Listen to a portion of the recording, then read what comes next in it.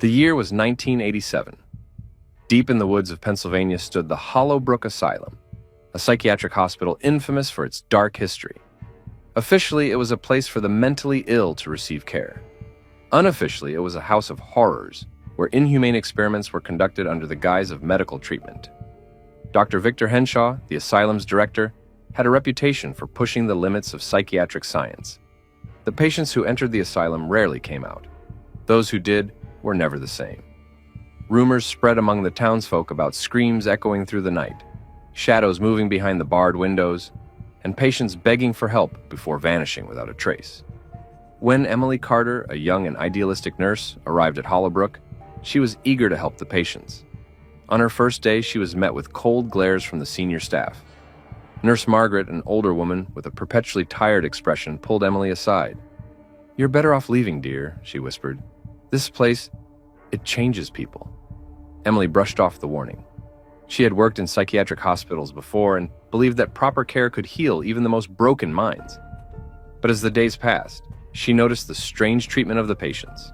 Some were strapped to their beds for days without food, their lips cracked from dehydration. Others were given electroshock therapy at alarming frequencies, their bodies convulsing until they were barely conscious. Then there were the ones who simply disappeared. One night, Emily was making her rounds when she noticed a door at the end of the hallway ajar. She had been told that Wing D was off limits, but curiosity got the better of her. Stepping inside, the air turned frigid, and the stench of decay filled her nostrils. The walls were lined with rusted chains, and metal tables with restraints stood at odd angles. She could hear faint whispers, pleas for mercy.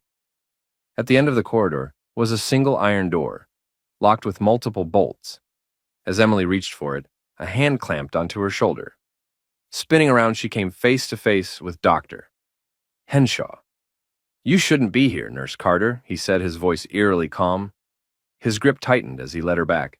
"Stay in your lane and you'll do just fine here." Emily's heart pounded as she nodded, forcing a smile.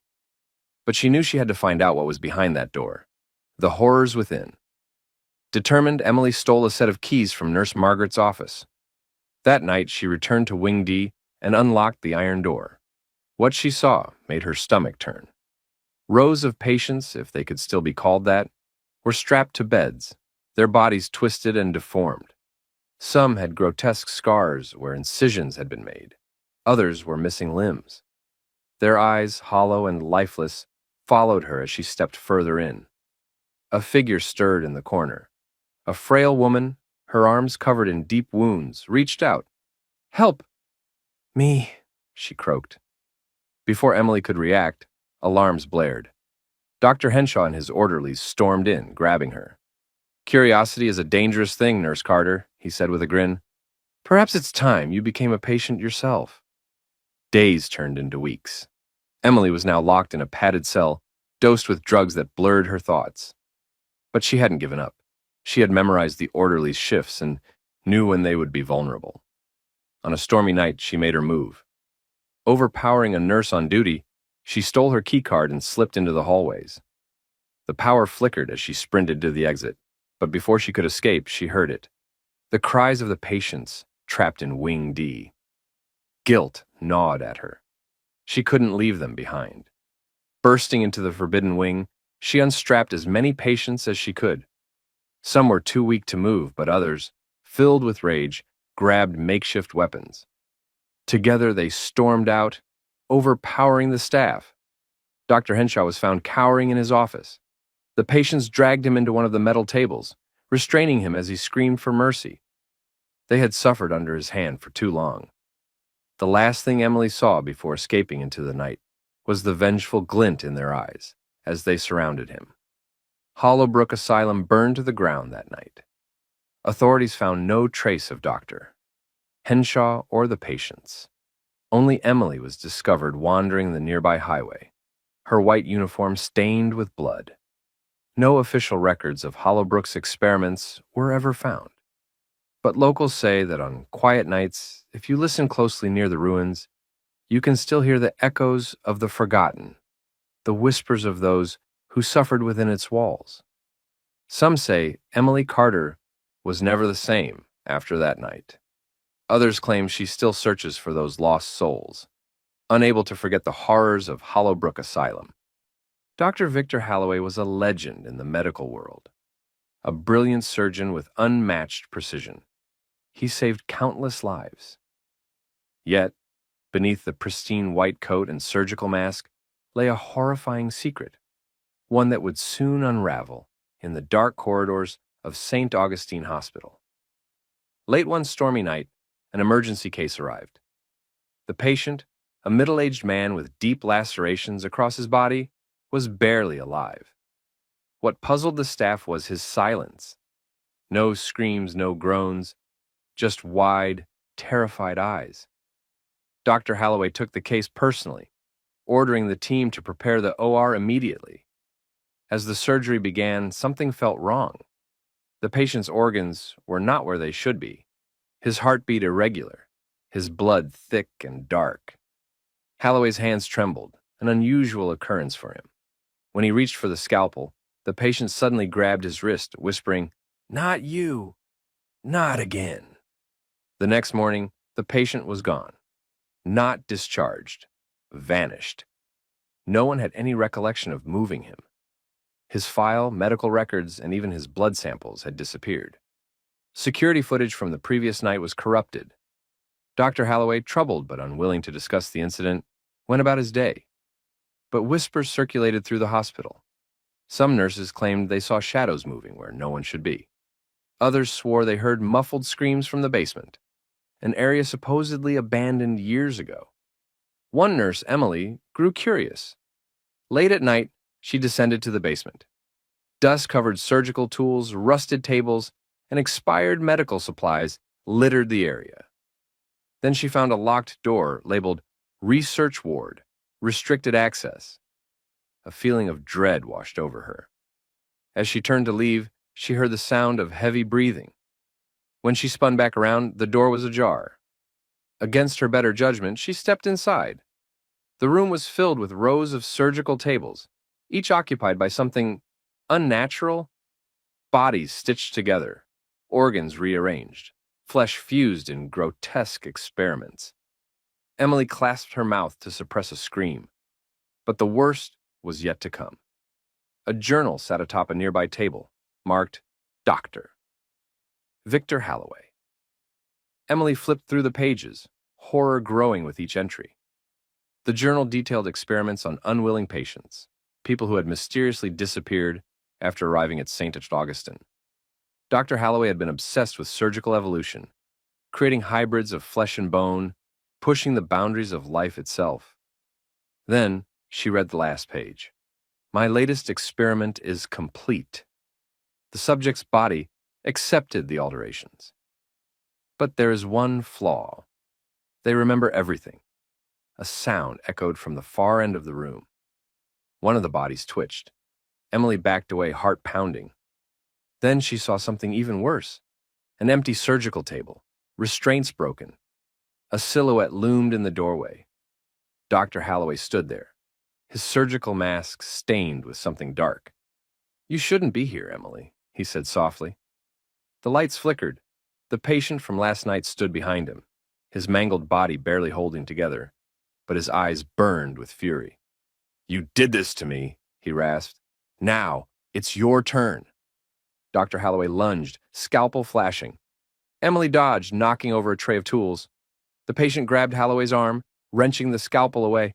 I remember everything, he hissed before driving the blade deep into Halloway's chest. The doctor gasped, his own creation turning against him. Blood pooled around his feet as his knees buckled. Emily wasted no time, sprinting toward the exit. But the horrors of the basement would never leave her mind. The next morning, Dr. Halloway was found dead in the basement, his body grotesquely altered. The hospital hushed the incident, covering up the truth. Emily left, unable to shake the nightmares. Months later, St. Augustine Hospital was shut down after a series of unexplained disappearances. Some say the spirits of Halloway's victims still wander the abandoned halls. Others claim to hear whispers in the darkness. And sometimes, late at night, a scalpel clatters to the ground, as if a surgeon's work is never truly finished. Years passed, and the once grand hospital remained a looming structure of decay. The town refused to speak of it, yet urban explorers and thrill seekers ventured inside, only to leave in terrified silence, if they left at all. Reports surfaced of strange figures glimpsed in the shadows, of voices whispering in sterile corridors, of surgical tables seemingly untouched by time, yet stained with old blood. A man named Daniel, a paranormal investigator, decided to document the mysteries surrounding St. Augustine Hospital. Equipped with cameras, voice recorders, and an iron resolve, he entered its decayed halls. His flashlight flickered, casting eerie shadows on the peeling walls. The air was thick with a metallic scent, the scent of old blood and something deeper. Something wrong. His recordings captured chilling murmurs, faint, disjointed sentences.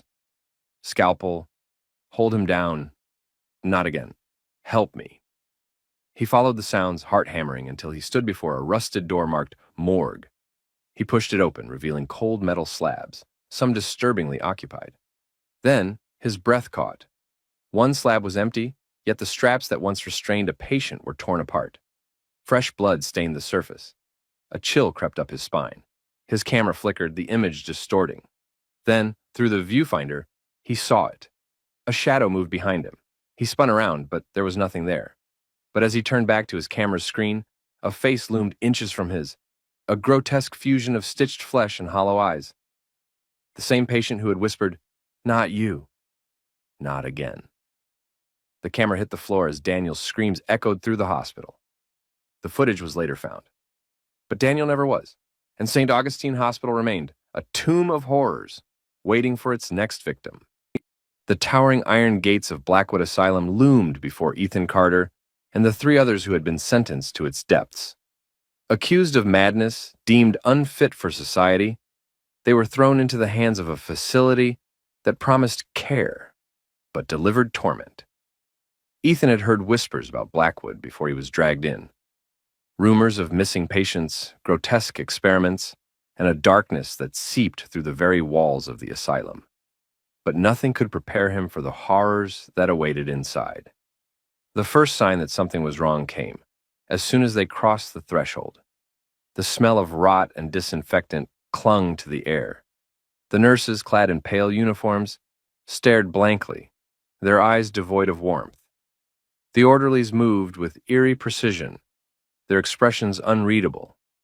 Dr. Wallace, the head physician, welcomed them with an unsettling smile. "You'll be safe here," he assured them, but his tone carried no comfort. Ethan was stripped of his belongings, forced into a threadbare hospital gown, and led down a dimly lit corridor to his cell. The walls were yellowed with age, the sound of distant screams echoing faintly through the halls. He wasn't alone. Beside him, a woman named Lillian trembled in her cot, whispering prayers under her breath. On the other side, a man named Daniel sat rocking back and forth, muttering about things he had seen. That night, Ethan was awoken by the sound of dragging footsteps. He pressed his ear against the cold bars of his cell door, peering into the corridor. An orderly pushed a gurney carrying a motionless patient. The patient's face was twisted in an expression of sheer terror, but what truly sent shivers down Ethan's spine was the device affixed to the patient's head. A crude metal contraption with wires snaking out of it, disappearing beneath the folds of a blood-stained sheet. The next morning, Dr. Wallace conducted his rounds. "Therapy is key to your recovery," he said, his voice smooth but devoid of sincerity. "We have the best methods here at Blackwood." Ethan was led to a treatment room where he was strapped to a chair. Electrodes were placed against his temples, and Dr. Wallace stood over him, his gloved hands adjusting the dials of a rusted machine. "You see, Mr. Carter," the doctor murmured, "we believe madness is like a disease, one that can be burned out of you." The machine roared to life, sending an unbearable current through Ethan's body. Pain flooded every nerve, a searing agony that stole his breath. He clenched his teeth, fighting the urge to scream, but the pain was overwhelming. When the machine finally powered down, his body went limp, his head lolling to the side. "Progress," Dr. Wallace declared, before having him dragged back to his cell. Days turned to weeks, and the treatments continued. Ethan soon learned that he was not alone in his suffering. Lillian was subjected to ice baths so cold they burned her skin. Daniel was locked in a pitch-black room for days at a time, his screams ignored. Others were subjected to even worse fates. Lobotomies performed with crude instruments, flesh carved away under the guise of medical research. One night, Ethan and Lillian made a desperate plan to escape. "We won't survive much longer," Lillian whispered. "Daniel's already lost his mind, and we're next." They waited until the dead of night when the halls were silent. Ethan used a loose screw from his cot to pick the lock. The door creaked open, and they crept down the hallway, hearts pounding in their chests. They made it to the main corridor, but just as they reached the exit, a shrill alarm blared through the asylum. Orderlies swarmed them like vultures, pinning them to the cold floor. Dr. Wallace arrived moments later, his expression one of twisted amusement. "Oh, Ethan," he sighed, shaking his head. "You disappoint me." Lillian screamed as she was dragged away. Ethan fought, but the orderlies were too strong. Darkness swallowed him as a syringe was plunged into his neck. When he awoke, he was strapped to a gurney, his body weak and numb. Dr. Wallace stood over him, holding a gleaming scalpel. "We're going to try something new today," the doctor said, his voice dripping with false sympathy. The last thing Ethan saw was the cold, sterile glow of the overhead light before the pain returned, drowning him in a sea of agony. And then, everything went black. No one ever saw Ethan Carter again. His name was erased from the records, his existence buried along with the countless others who had suffered before him. The asylum continued its work, its walls trapping the screams of the forgotten, and the horrors of Blackwood Asylum lived on. The gates of Ravenswood Asylum stood tall against the stormy night, their rusted iron bars a testament to the years of abandonment. Claire Morgan gripped the cold metal, her breath misting in the air as she read the faded sign. Ravenswood Institute for the Mentally Ill. It had been decades since the asylum shut down, but rumors persisted. Whispers of patients who had never left, of doctors who had turned into something worse than monsters. Claire was not alone. She was joined by her brother Adam and their two friends, Mark and Olivia. Their plan was simple: document the asylum's history for their urban exploration channel. But as soon as they stepped through the entrance, the oppressive silence sent a chill down Claire's spine. The walls were covered in peeling paint, stained with something dark that no one dared touch. The stench of mildew and decay lingered in the air. The group navigated the long, narrow halls, their flashlights barely cutting through the gloom. Old medical equipment was scattered across the floor, rusted gurneys standing like skeletal remains of a long-forgotten time. "This place gives me the creeps," Olivia whispered, her voice barely above the sound of the wind howling through shattered windows. "Relax," Mark said, grinning as he pointed his camera at her. "That's the whole point." They ventured deeper, passing doors that had once held patients. Faint scratching noises echoed from the walls, but every time they turned to look, there was nothing. Adam found an old file, its pages yellowed with age. Patient number 213. Subject exhibits extreme paranoia and hysteria. Claims the doctors are performing unsanctioned experiments. Treatment recommended: extended isolation. Mark laughed. Classic horror story material.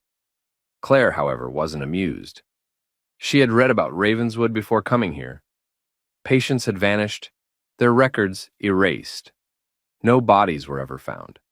The asylum had been shut down after the head doctor, Alden Graves, disappeared without a trace. But rumors suggested he never left. As they moved deeper into the asylum, they stumbled upon the operating theater. Rusted surgical tools lay scattered across the floor. The air felt thick, as if the room itself held memories of the suffering that had taken place there. "Guys, I don't think we should be here," Claire muttered, stepping back toward the door. A loud bang echoed through the asylum. The group froze. "That came from upstairs," Adam whispered. Despite every instinct telling them to leave, they followed the sound. The staircase groaned beneath their weight as they ascended. At the end of the hallway, a single door stood ajar. Light flickered within, though there was no electricity in the building. Mark pushed the door open, revealing what appeared to be an old patient ward. Beds lined the walls, sheets stained and tattered. In the center of the room stood a figure, Dr. Alden Graves, or at least what was left of him. His face was stretched into an unnatural grin, eyes hollow and black. His lab coat was soaked in something dark and viscous. The moment his gaze locked onto them, the air turned ice cold. The door slammed shut. "Run!" Claire screamed. The lights flickered violently as the room distorted. The walls seemed to pulse, shadows creeping closer. Olivia shrieked as hands emerged from the walls, grasping at her clothes. Mark dropped his camera, his breaths ragged. Adam grabbed Claire's arm, yanking her toward the door. But it wouldn't budge. Dr. Graves moved closer, his steps soundless, his grin widening. "You came looking for history," his voice rasped, "but you have become part of it." The room twisted into something unreal. The walls melted away, revealing dozens of skeletal figures, patients who had never left. Their empty eye sockets bore into them. Silent screams etched into their decayed faces. Then, everything went black. Claire woke to the sound of Mark's voice. "Claire, wake up. We have to go." She bolted upright. They were in the main hall near the exit. Olivia was sobbing, clutching her arm where deep red marks marred her skin. Adam looked dazed, his face pale. "What happened?" Claire gasped. "I don't know," Mark panted. "One second we were in that room and the next, we were here." They didn't question it. They didn't look back. They fled through the asylum's entrance, gasping for breath as the doors slammed shut behind them. The next morning, Mark checked his camera. The footage was intact, except for the last 5 minutes. The moment they had seen Dr. Graves, the screen went black. But the audio remained. A voice, distorted and guttural, whispered, "You will never leave." And then, laughter. The rain poured heavily as the group of 5 stood before the gates of Ravenwood Asylum. The once magnificent building was now a ruin, its towering structure barely holding together after decades of abandonment. James, the leader of their paranormal investigation team, adjusted his camera and motioned for the others to follow. "All right, team," he said, his voice filled with excitement. "Tonight, we uncover the truth about Ravenwood."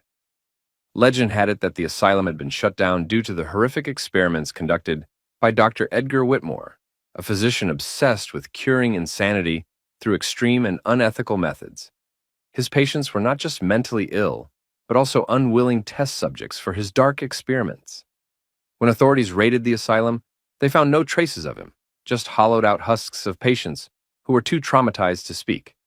James, Sarah, Daniel, Lisa, and Ryan made their way inside. The air was thick with the scent of mold and decay. Their flashlights illuminated the decrepit hallways, casting eerie shadows that seemed to move on their own.